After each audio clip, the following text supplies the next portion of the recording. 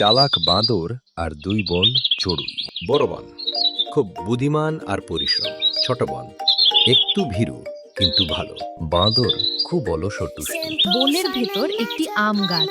দেখ নীলু, এই আম গাছটা কত বড় আর নিরাপদ।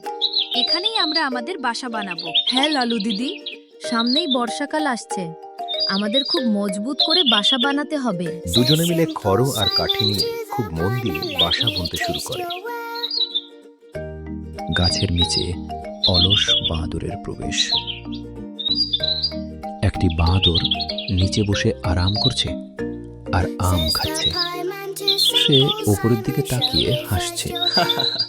তোরা কত বোকারে পাখিরা, এই গরমে কাজ না করে আমার মতো আম খা, জীবনটা উপভোগ কর। বাদর ভাই, এখন কষ্ট করছি যাতে বৃষ্টির সময় আমাদের ভিজে কষ্ট পেতে না হয়। তুমিও নিজের জন্য একটা ঘর বানিয়ে নাও না। ধুর, আমার আবার ঘরের কি দরকার?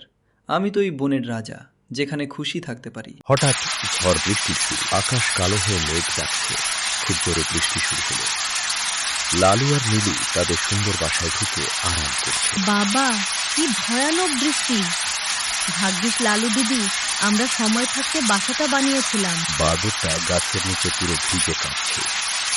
তার হাতে কোনো ছাতা বা মাথার উপর কোনো ছাদ নেই। বাদর কাঁপতে কাঁপতে। উফ, খুব ঠান্ডা লাগছে, আমি তো পুরো ভিজে গেলাম। পাখিরা, আমাকে তোমাদের বাসায় একটু জায়গা দিবে? বাদর ভাই, আমাদের বাসা তো খুব ছোট, তুমি এখানে ধরবে না। আমরা তো তোমাকে আগেই বলেছিলাম ঘর বানাতে। বাদরের রাগ ও শিক্ষা।